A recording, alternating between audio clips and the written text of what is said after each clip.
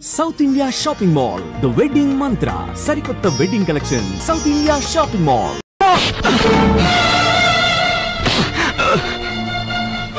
ఏమిట్రా నువ్వు చేసిన పని చెప్పు, ఎక్కడికి వస్తున్నావు?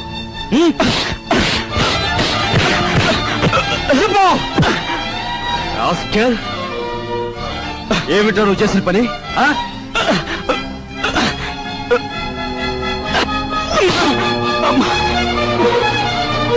చెప్పరా రాస్కెల్, చెప్పు.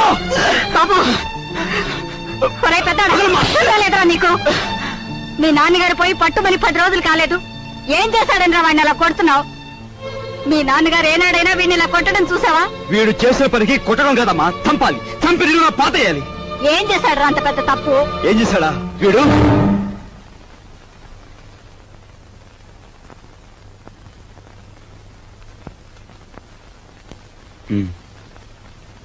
బాబు, వీడిని తమ్ముడురా. తప్పు చేస్తే శిక్షించాల్సిందే. కాకపోతే ఆ సమయంలో వీడిని తమ్ముడని మాత్రం గుర్తుంచుకుంటే చాలు. పత్రా.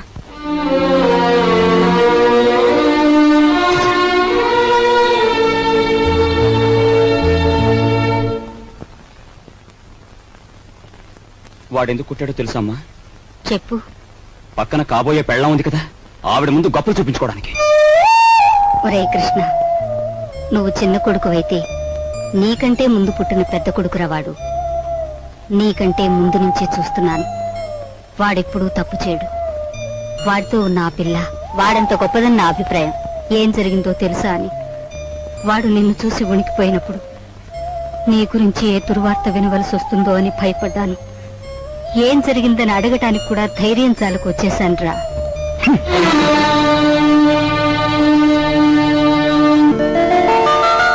ఈమె నా చెల్లెలు ఇల్లు వదిలి వచ్చేసింది. మీ సేవా సాధనలో ఉందేమో. సారీ, ఇలాంటి అమ్మాయి ఎవరూ లేరు. వస్తానండి.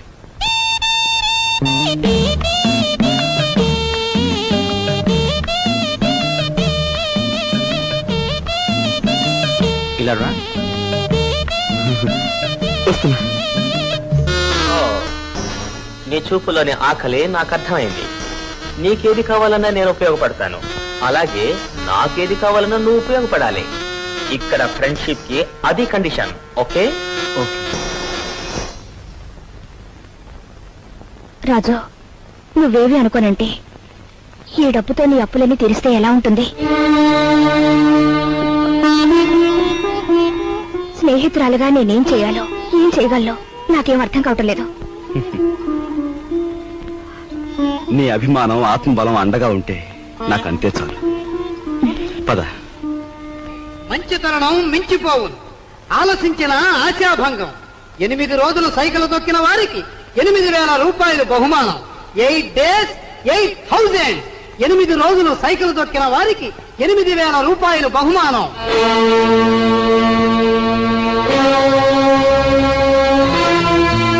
రాజు, అప్పులు తీర్చడానికి నువ్వు సైకిల్ తొక్కుతున్నావట. మనలాంటి కుటుంబాల్లో పుట్టి ఇలాంటి పనులు చేస్తే ఎంత పరువు తక్కువగా ఉంటుందో ఆలోచించు.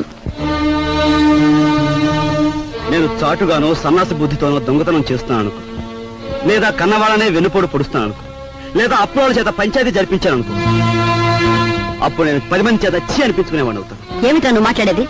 మొన్నటికి మొన్న కుమ్మరాడి దగ్గర కూలిపిని కొప్పుకొని ఏంటి పరువు మీద పెద్ద బండ పడేస్తావు. ఇవాళ మీ నాన్న చచ్చిపోయాక. ఆగు, ఇప్పుడు నువ్వేమిటి మాట్లాడింది? మా నాన్న చచ్చిపోయాడా? ఆ మాట నువ్వంటున్నావా? నువ్వు ఏమిట్రా అది? ఆవిడ అలా రెట్టిస్తున్నావు. మరి చూడమ్మా, నాయనమ్మా నాన్న చచ్చిపోయి అంటుంది, అత్తయ్య అంటుంది. అసలు నాన్న చచ్చిపోవడం ఏంటమ్మా? Non sense. నాన్న చచ్చిపోలేదు. నాన్న చచ్చిపోలేదు. మనందరం కలిసి ఆయన చంపేశాం. అవునమ్మా, నిర్దాక్షిణ్యంగా కాలు రాసి చంపేశాం. కొండంత మనిషిని చాదస్తుతో కొందరు, స్వార్థంతో కొందరు, ఇలా అందరూ కలిసి ఆయన చంపేశాం. ఏ చంపలేదా? ఒక్కసారి మీరందరూ గుండెల మీద చేతులు వేసుకుని ఆలోచించండి. ఆయన జీతం నెలకు 500 రూపాయలు, కేవలం 500 రూపాయలు. తాహతకు మించిన కోరికలు కోరి మనందరం కలిసి ఆయన చంపేశాం. he was successfully murdered by all his family members. నోరుంది కదా అని తప్పులు పడుతున్నారు. నేను చేస్తున్న ఈ పనిలో ఓ పవిత్రమైన ఆశయం ఉందే తప్ప ఇదేం పరువుపోయే పని కాదని నాకు బాగా తెలుసు. మీరు ఒప్పుకున్నా ఒప్పుకోకపోయినా ఈ పని నేను చేసి తీరు.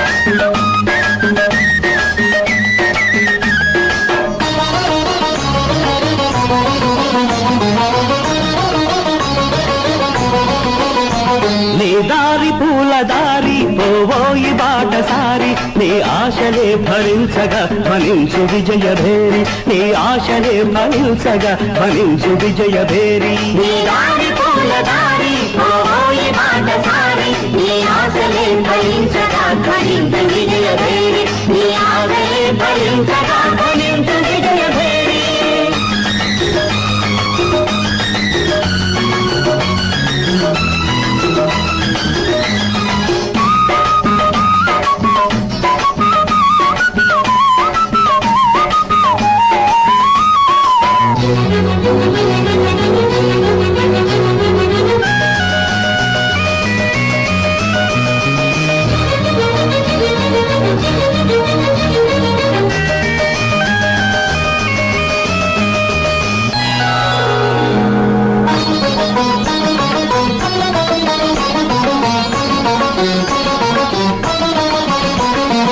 ఆశయాలు గురిగా సాహసాలు సిరిగా సాగాలి జైత్రరథం అడిబడిగా మలుపులల్ని ఉన్నా గెలుపునేదిరన్నా సాధించు మనోరథం మనిషిగా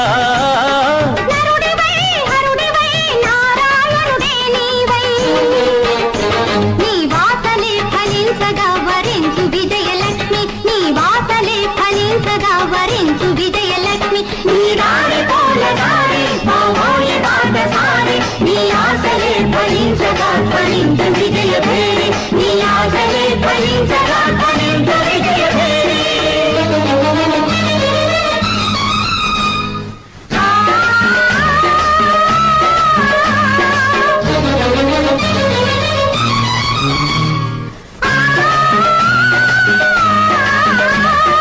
అయ్యప్ప స్వామియే శరణమయ్యప్ప అయ్యప్ప స్వామియే శరణమయ్యప్ప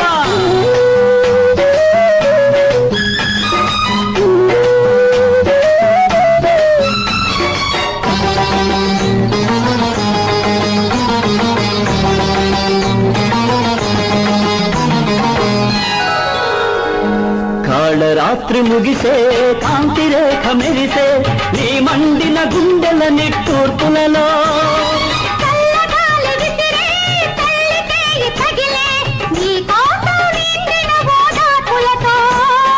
విజయమో విలయమో విధి విలాసమేదైనా నీ రక్తమే జ్వలించగా జయించు ఆత్మశక్తి నీ రక్తమే జ్వలించగా జయించు ఆత్మశక్తి నీ దారి పూల దారి పోవోయి బాటసారి నీ ఆశలే ఫలించగా ఫలించు విజయభేరి నీ ఆశలే ఫలించగా ఫలించు విజయభేరి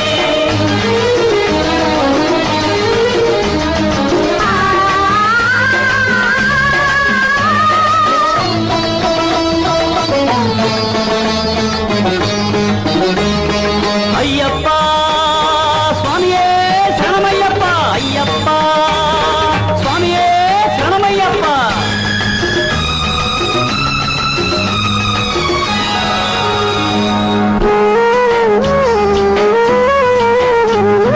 దిక్కులన్నీ కలిసే దైవమొకటి వెలసే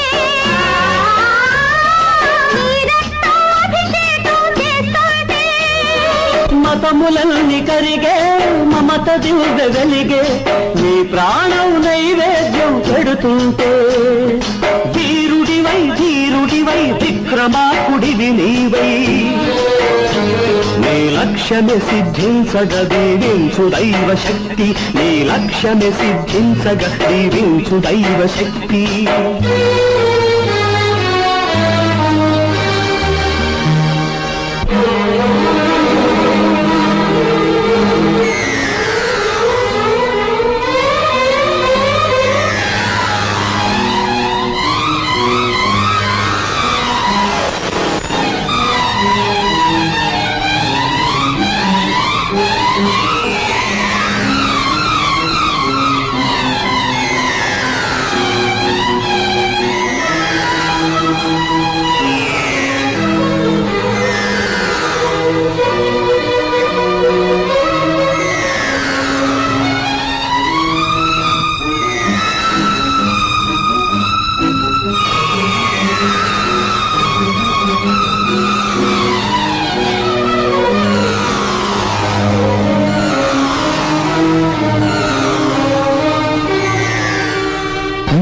దారి పూలదారి పోవోయి బాటసారి నీ ఆశలే ఫలించగా ధ్వనించు విజయ భేరీ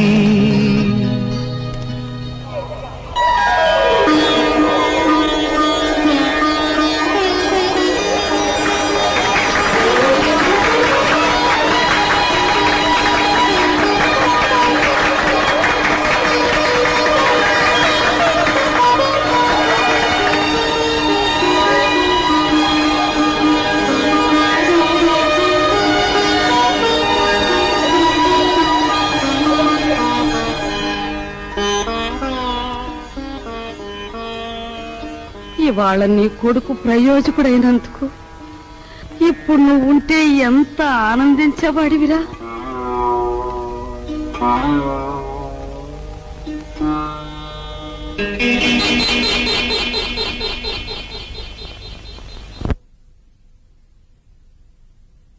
రాజుగాడి గదిలో దూరి డబ్బు కాచేద్దామంటే వాడు పడుకున్నాడో లేదో తెలియచావట్లేదు. పడుకున్నాడని దగ్గరికి వెళ్ళామనుకో వాడు బాంబుల పేర్లా పేల్తాడు. అసలు ఈ గొడవంతా దేనికి? నువ్వు మీ ముసల్దాన్ దగ్గరికి వెళ్ళి కుక్క పెట్టి ఒక ఏడిపేడు ఆవిడ కాచేసుకొచ్చి మనకిస్తుంది.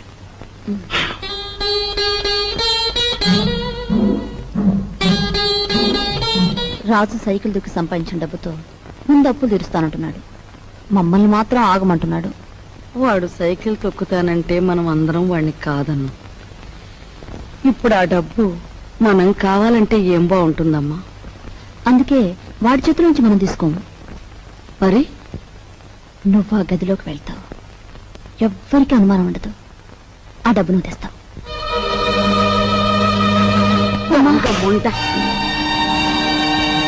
వాడు పగలనక రాత్రనక కష్టపడి రక్తం ఓడ్చి సంపాదించిన డబ్బు దొంగిలించమంటావా?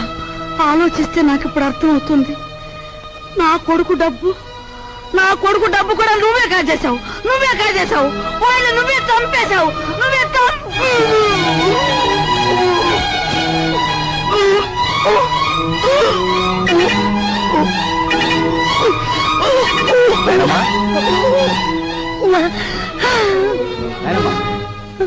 బాబు ఏమైందమ్మా? ఎందుకు కేకలు పెట్టావు?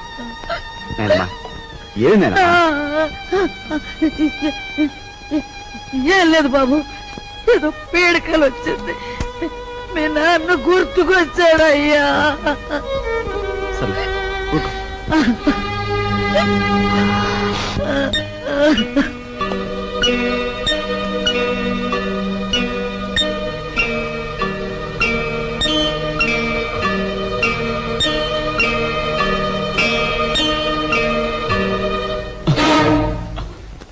ఏమిట్రా లోపల చూస్తున్నా?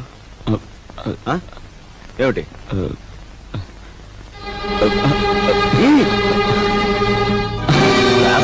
ఏమిటాడు చేసిన పని? బాబు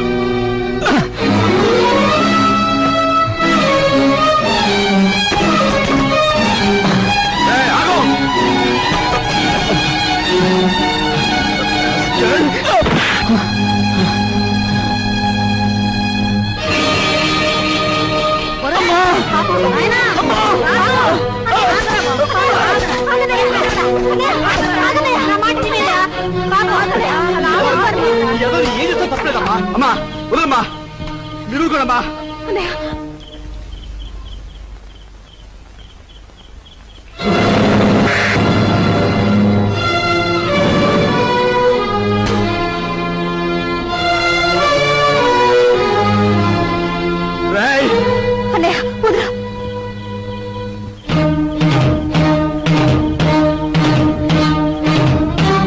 దుర్మార్గుడా, ఎంతకు తెగించావురా?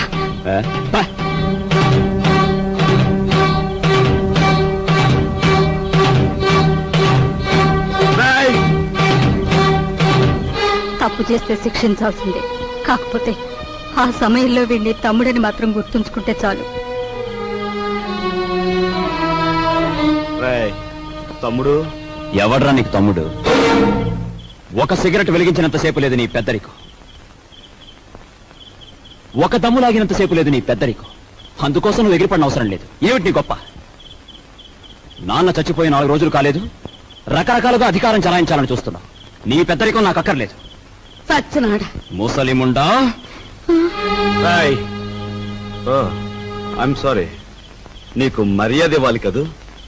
చూడు మిస్టర్, నీకు ఎవరి పెద్దరికం అక్కర్లేదనుకుంటే ఈ ఇంట్లో నుంచి తక్షణం బయటకు వెళ్ళిపోవచ్చు.